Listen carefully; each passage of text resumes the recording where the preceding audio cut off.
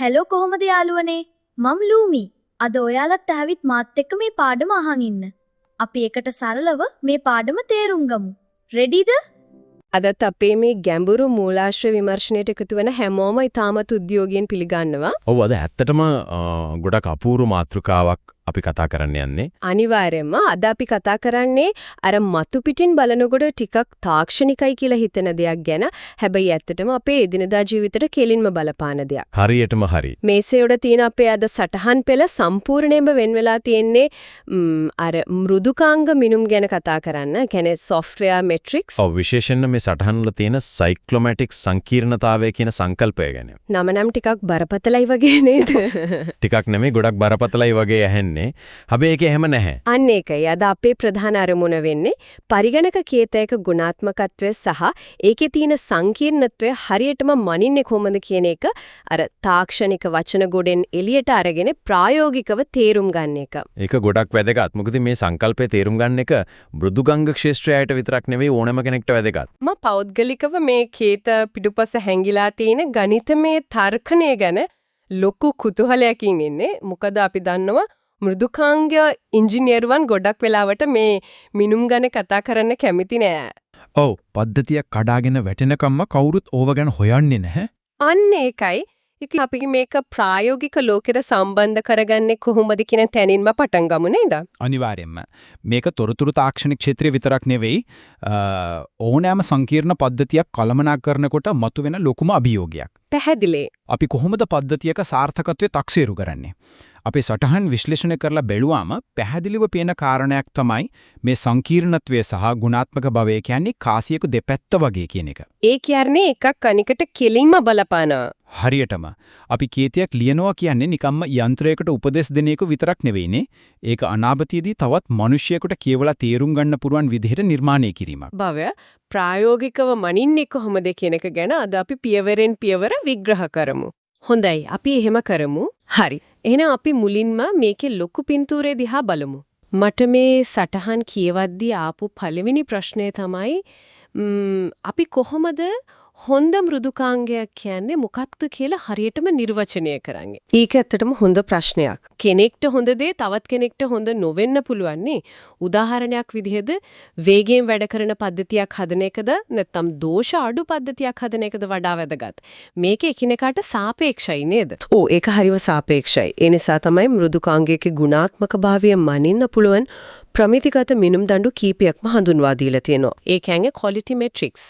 ඔව් අපේ දත්තවලට අනුව මෙහි ප්‍රධාන සාධක 8ක් තියෙනවා. මොනවද ඒ 8? පළවෙනි එක කේතේ ගුණාත්මක භාවය, ඊට පස්සේ විශ්වාසනීයත්වය තියෙනවා, ඊළඟට කාර්ය සාධනය නැත්නම් performance එක, ඒ වගේම අර භාවිතයට ඇති පහසුව. ඔව් usability එක, තව නිවැරදි භාවය තියෙනවා, නඩත්තු කිරීමේ හැකියාව, ඒ කියන්නේ maintainability එක තියෙනවා, අඛණ්ඩතාව සහ අවසාන වශයෙන් ආරක්ෂාව, health security එක. ඔය ලයිස්තුව දිහා බැලුවාම මට තේරෙන දේ තමයි අර මේ හැම එකක්ම සමබරව පවත්වා ගන්න එක තමයි ලොකුම අභියෝගය කියන එක. පැහැදිලිවම. සමහර වෙලාවට performance එක වැඩි කරන්න ගිහින් කේතේ කියවීමේ පහසුව සම්පූර්ණයෙන්ම නැති වෙන්න පුළුවන්. හැබැයි මේ සටහන් වල විශේෂයෙන්ම අවධානය කරන දෙයක් තියෙනවා. ඒ තමයි අපිට මැනිය නොහැකි දෙයක් කිසිම දවසක පාලනය කරන්න හෝ වර්ධනය කරන්න බෑ කියන එක. ඒක තමයි පදනම. හරියටම අගයක් නැත්නම් අපි කොහොමද දන්නේ අපේ මෘදුකාංගයේ ඊයේ තිබුණට වඩා අද හොඳයි කියලා? අන්න ඒ නිසයි කේතයේ ගුණාත්මකත්වය සහ නඩත්තු කිරීමේ හැකියාව කියන කාරණා දෙක මනින එක ඒ තරම්ම තීරණාත්මක වෙන්නේද? අද අපේ සාකච්ඡාවේ කේන්ද්‍රය වෙන්නේ මේ ලයිස්තුවේ තියෙන විශේෂිත ක්‍රමවේදයක්. ඔව් කේතේ ගුණාත්මකත්වය ගණිතමය වශයෙන් මනින ක්‍රමයක්. මොකද කේතය කියන්නේ අර අපි කතා කරපු අනිත් හැම ගුණාංගයකම අත්තිවාරමනේ. අත්තිවාරම දුර්වල නම් ඉතින් කාර්ය සාධනය හෝ ආරක්ෂාව ගැන කතා කරලා වැඩක්ම නැහැ. මෙතනදී තමයි අද අපේ මාතෘකාවේ ප්‍රධාන තරුව කරලියට ඉන්නේ. සයික්ලොමැටික් සංකීර්ණතාව. ඔව් සයික්ලොමැටික් කම්ප්ලෙක්සිටි නම ඇහුවාම නිකන් අර අභ්‍යවකාශ විද්‍යාවේ සංකල්පයක් වගේ දැනෙන්නේ. ඒක ඇත්ත. ගොඩක් අය මුලින්ම ওই වචනය අහුවාම ටිකක් බය වෙනවා. හැබැයි මේකේ අදහස ඊට වඩා ගොඩක් ප්‍රායෝගිකයි කියලා සටහන් කීවද්දි මට තේරුණා. ඇත්තටම මොකද්ද මේ සයික්ලොමැටික් කම්ප්ලෙක්සිටි කියන්නේ?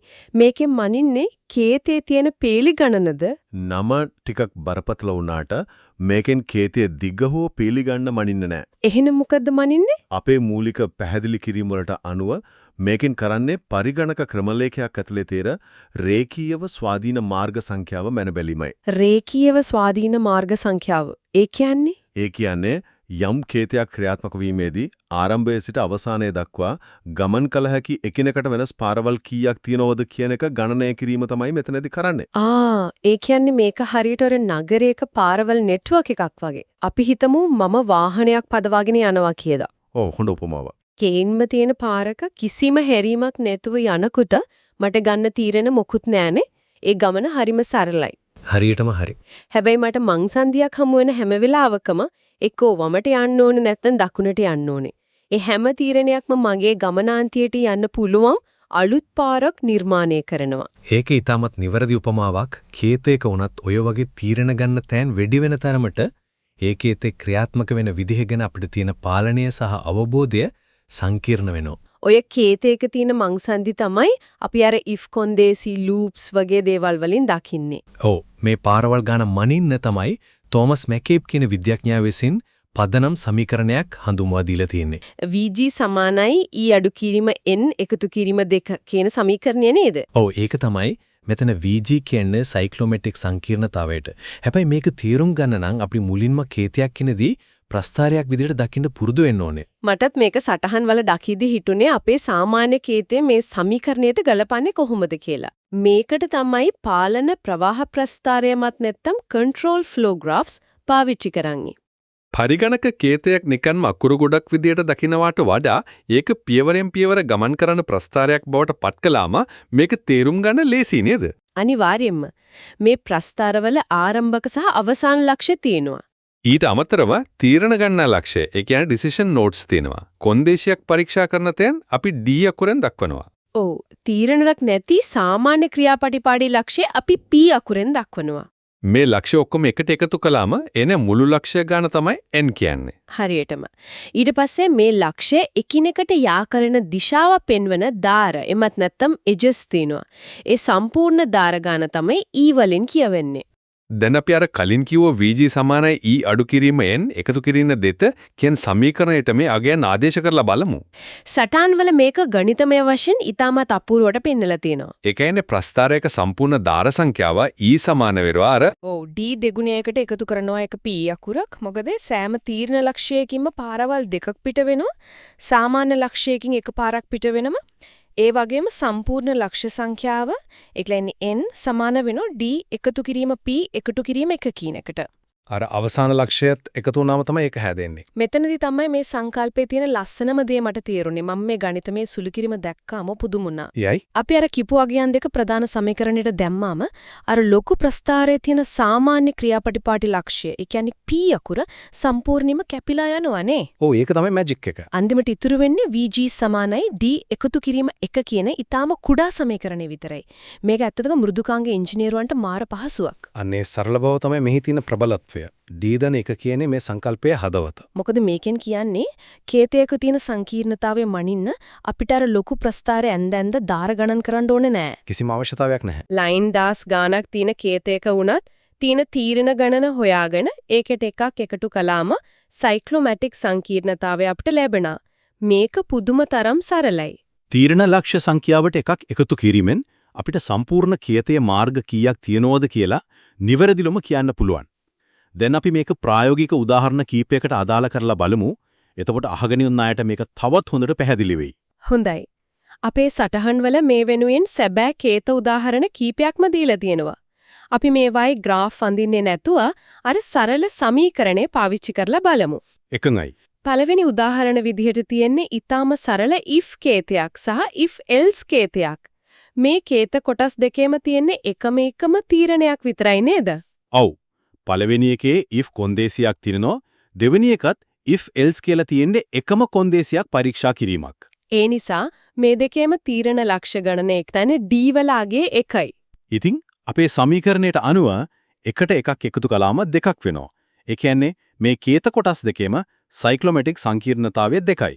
අපි අර E අඩු කිරීම n එකතු කිරීම 2 කියන මුළු සමීකරණයෙන් බලුවොත් එන්නේ මේ උත්තරේම තමයි නේද? ඔව්. පළවෙනි එකේ දාර 3යි ලක්ෂ 3යි 3න් 3ක් අඩු කරලා දෙකක් එකතු කළාම 2යි. දෙවෙනි එකේ දාර 4යි ලක්ෂ 4යි එතනත් උත්තරේ දෙකයි. ඉතින් දාර කොච්චර තිබුණත් අන්තිමද තීරණ ගණන තමයි වැදගත් වෙන්නේ කියන එක මේකෙන් හොඳටම ඔප්පු වෙනවා. පැහැදිලිවම ඊළඟට කතා කරන උදාහරණ දෙක ටිකක් රසවත්. ඒ තමයි ලූප්ස්. තුන්වෙනි සහ හතරවෙනි උදාහරණ විදිහට දක්වලා තියෙන්නේ for loop එකක් සහ do while loop එකක්. ඔතනදී ගොඩක් අය වරදව වටහා ගන්නවා. සාමාන්‍යයෙන් කෙනෙක්ට හිතින්න පුළුවන් loop එකක් 100ක් පාරක් හෝ 1000ක් පාරක් කරකිනවනයි ඒකේ සංකීර්ණතාවය ගොඩක් වැඩි කියලා. හැබැයි මේ මිනුම් දණ්ඩයක දකින්නේ වෙනස් විදිහට නේද? අනිවාර්යයෙන්ම loop එකක් කොච්චර වාර ගණනක් ක්‍රියාත්මක වෙනවද කියන එක performance එකට බලපෑවත් කේතේ සංකීර්ණතාවයට ඒක අදාළ වෙන්නේ නැහැ. සයික්ලොමැටික් සංකීර්ණතාවයෙන් බලන්නේ කේතේ තියෙන වෙනස් මාර්ග මොනවද කියන එක විතරයි. for loop එකක් වුණත් do while loop එකක් වුණත් එතන තියෙන කොන්දේසියක් සපුරනවද නැද්ද කියන එක පරීක්ෂා කරන එකම එක තීරණයක් විතරයි. ඒ නිසායි උදාහරණ දෙකේමත් D වල අගේ එකයි. ඉතින් සංකීර්ණතාවය නැවතත් දෙකක් බවට පත් වෙනවා. ඒ කියන්නේ තීරණ ගන්න තැන් වැඩි වුණොත් විතරයි මෙයාගේ වැඩි වෙන්නේ. ඒක පැහැදිලි වෙනවා 5 වෙනි සහ 6 වෙනි උදාහරණ වලින්. 5 වෙනි උදාහරණයේ තියෙන්නේ එකක් ඇතුලේ තවත් එකක් තියෙන nested if කේතයක් නේ. ඒ කියන්නේ පළවෙනි කොන්දේසිය හරි ගියොත් විතරයි දෙවෙනි කොන්දේසිය යන්නේ. මේ වගේ තැනක සංකීර්ණත්වය වැඩි වෙන්න ඕන. මොකද ඩෙවලොපර් කෙනෙක්ට වුණත් මේක කියවනකොට ඔළුවට ලොකු බරක් එනවා. අනිවාර්යයෙන්ම nested conditions කියන්නේ කේතයක කියවීමේ පහසුව නැති කරන ප්‍රධානම දෙයක්. මේ උදාහරණේ තීරණ ගන්න තැන් දෙකක් තියෙනවා. ඒ නිසා D අගය 2යි. එතකොට දෙකට එකක් එකතු කළාම සංකීර්ණතාව 3ක් වෙනවා. ඒ වගේම 6 වෙනි උදාහරණේ තියෙන්නේ ස්විච් කේතයක්. ඒකේ කේස් 1, කේස් 2, කේස් 3 කියලා වෙනස් තේරින් 3ක් තියෙනවා. ඒ කියන්නේ තීරණ ගන්න තැන් 3ක්. ඔව්. ඉතින් මේකේ සංකීර්ණතාව 3 ධන 1 4ක් වෙනවා. මෙතනදී අපි තේරුම් ගන්න ඕනේ දේ තමයි මේ සංකීර්ණතා අගය වැඩි වෙනවා කියන්නේ අනාගතයේදී ඒ කේතය වෙනස් කරන කෙනෙකුට පරීක්ෂා කරන්න තියෙන පාරවල් ගණන වැඩි වෙනවා කියන එක. ඔව් ඒක ඇත්ත. දැන් හිතන්න ස්විච් ස්ටේට්මන්ට් එකක තේරීම් 20ක් තිබුණොත් ඒකේ සංකීර්ණතාව 21ක් වෙනවා. එතකොට ඒ කේතය ටෙස්ට් කරන කෙනාට පාරවල් 21ක් වෙනමම ටෙස්ට් කරන්න වෙනවා දෝෂ නැහැ කියලා තහවුරු කරන්න. ඒක ලොකු ඉස්සර දෙයක් නේ. හැබැයි මේ වෙනකම් අපි කතා කළේ තනි මෙතඩ් එකක්. නැත්නම් පුංචි කේත කොටසක් ගැන විතරයිනේ. ප්‍රායෝගික ලෝකයේ මෘදුකාංගයක් කියන්නේ මේ වගේ ක්‍රමවේද 100 ගණනක් තියෙන පන්ති එහෙම නැත්නම් ක්ලාසස් වලින් හැදුණු විශාල දෙයක්. ඔව් ඇත්තටම එමයි. එතකොට මේ සම්පූර්ණ පන්තියක හෝ පද්ධතියක සංකීර්ණතාව අපි කොහොමද ගණනය කරන්නේ? ඒකත් බොහොම පැහැදිලි ක්‍රමවේදයක් මේ සටහන් වලේ පැහැදිලි කරනවා. ක්ලාස් එකක සම්පූර්ණ සංකීර්ණතාව අපි VG කියලා ගත්තොත් ඒක සමාන වෙන්නේ ඒ පන්තිය ඇතුලේ තියෙන සියලුම ක්‍රමවේදවල සංකීර්ණතාවල එකතුවටයි. ඒක ගණනය කරන්නේ VG සමානයි n එකතු කිරීන DI වල එකතුව කියන සමීකරණයෙන්නේ නේද? හරියටම. මෙහි n කියන්නේ පන්තියේ තියෙන සම්පූර්ණ ක්‍රමවේද සංඛ්‍යාවයි. DI කියන්නේ එක් එක් ක්‍රමවේදයේ ඇතුලේ තියෙන තීරණ ගණනයි. ඒ කියන්නේ පද්ධතිය විශාල වෙනකොට මේ අගය ඊටාම වේගයෙන් ඉහළ යන්න පුළුවන්. එච්චර විශාල පද්ධතියක ඔය විදිහට එකින් එක තීරණ ලක්ෂ්‍ය ගණන් කරන එක ප්‍රායෝගිකව කරන්න පුළුවන් වැඩක්ද? එතනදී තමයි අර RSM වගේ tools වල අවශ්‍යතාවය එන්නේ නේද? පැහැදිලිවම. මොකද මිනිස්සෙකුට බැහැ ලයින් ලක්ෂ ගානක කේතයක් බලලා මේ ගණනය කිරීම කරන්න.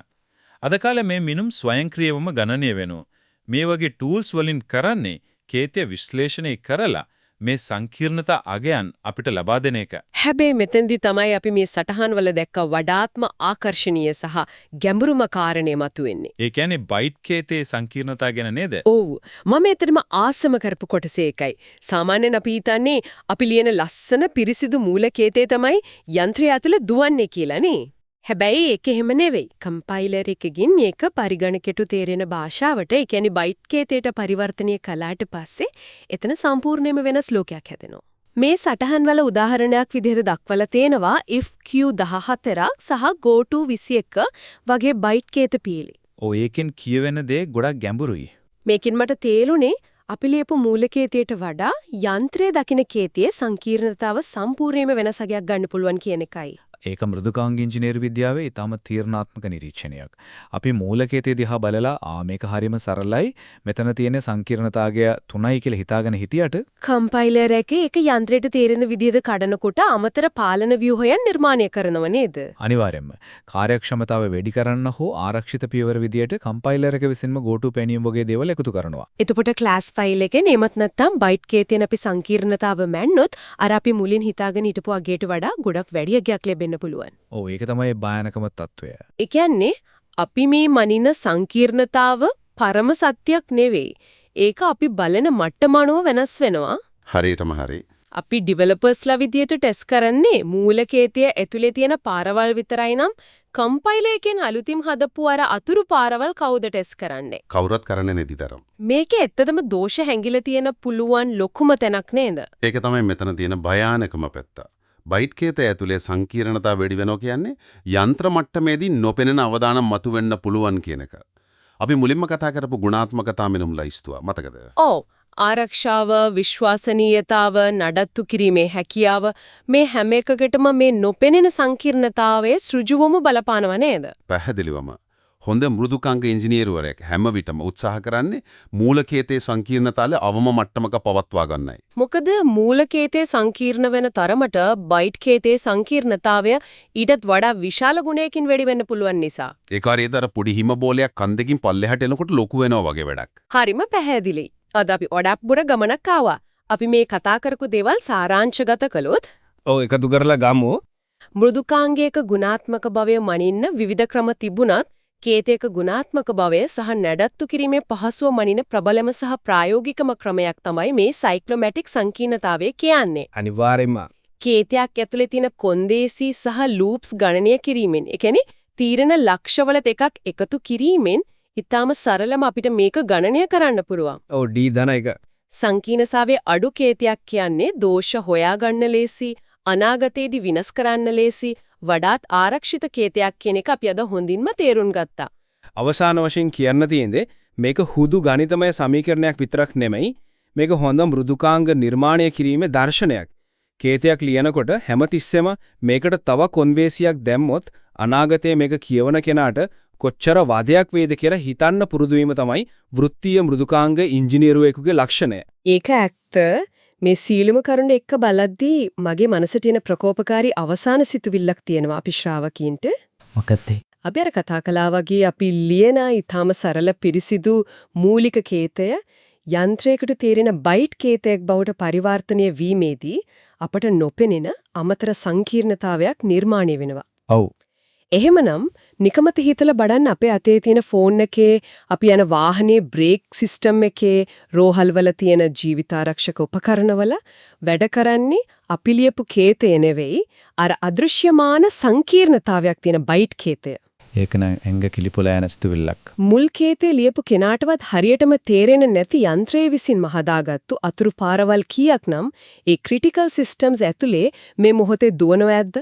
ඒ සැඟෙවුන එකපාරක් වැරදුනොත් මොකක් වෙයිද? අපි හැමෝම ජීවත් වෙන්නේ යන්නේ නොපෙනෙන සංකීර්ණතාවය මත විශ්වාසය තියාගෙන නේද? හරියටම. ඒ ගැන කල්පනා කරන ඔයාලට ඉඩ හරින ගමන් අද අපේ මේ තොරතුරු ගෙවේෂණය අපි මෙතනින් අවසන් කරනවා. තවත් මෙවැනිම අපූර්ව මාතෘකාවකින් නැවත හමු වෙමු. සුබ දවසක්. හරි යාළුවනේ, අදට අපේ පාඩම මෙතනින් ඉවරයි. මම අදට ගියෙන්නම්. අපි ඊළඟ පාඩමේදී නැවත හමු වෙමු. එකල් හොඩින් ඉන්න පාඩම් ටික ප්‍රැක්ටිස් කරන්න. බයි.